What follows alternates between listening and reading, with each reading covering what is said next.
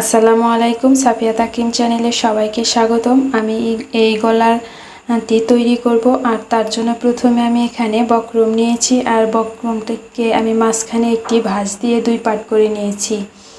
এখন এই বক্রমটার লম্বায় আছে 7 ইঞ্চি পরিমাণ এবং 2 ভাঁজে এই বক্রমটার পাশে আছে 4.5 ইঞ্চি পরিমাণ। তো প্রথমে আমি বন্ধ দিকে গলার পাশে নেব। তো এখানে আমি 2.5 ইঞ্চিতে একটা দাগ দেব।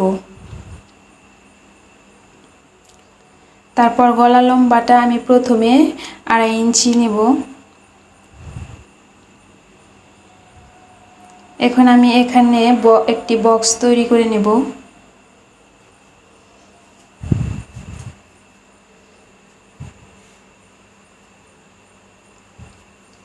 বক্সটা তৈরি হয়ে গেলে তারপর আমি এখানে গোল গলা রাউন্ড দিয়ে নেব। তারপর আমি এই গলার নিচ থেকে নিয়ে 3 ইঞ্চিতে আরেকটা দাগ দেব এবং উপর থেকে নিচ পর্যন্ত আমি একটু রাউন্ড করে তারপরে দাগ দিয়ে নেব।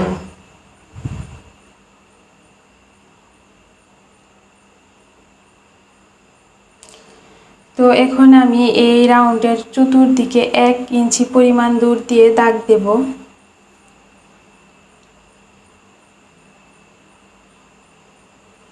এখন আমি এই দাগগুলোকে মিলিয়ে নেব। তারপর আমি এখন দাগ অনুযায়ী এটাকে কেটে নেব। প্রথমে আমি বাইরের সাইডটা কেটে নেব। এখন আমি ভেতরে যে রাউন্ডটা আছে তো সেই অনুযায়ী আমি এখানে কেটে নেব। তো আমার গলাটা কাটা হয়ে গেছে। এখন আমি এটাকে একটি কাপড়ের উপর রাখব।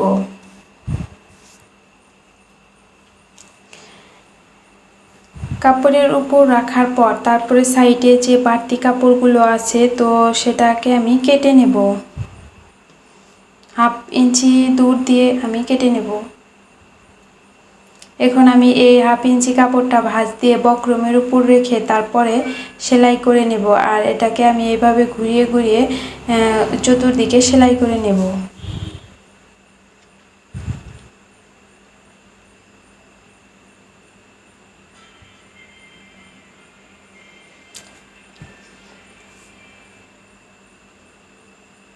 তো সেলাইটা হয়ে গেলে তারপর আমি এটাকে ঠিক মাঝখানে ভাঁজ দিয়ে তারপরে মাঝখানে একটা চিহ্ন দিয়ে নেব।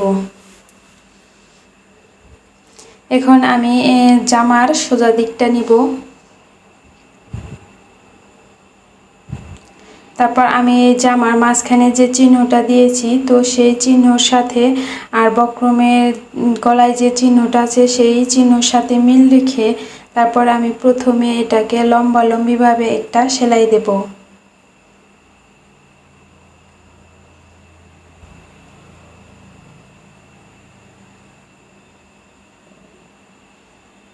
তারপর আমি বক্রমে যেন না লাগে একদম বক্রম ঘেঁষে চতুর্দিকে গলার চতুর্পাশে ভেতরের দিকে সেলাই করে নেব।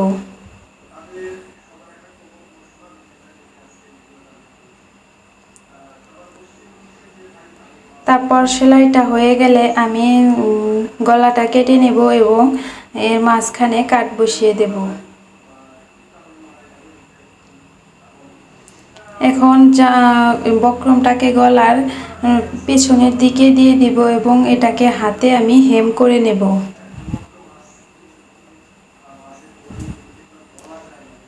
তো আমার গলাটা তৈরি হয়ে গেছে। আজ এ পর্যন্তই। আল্লাহ হাফেজ।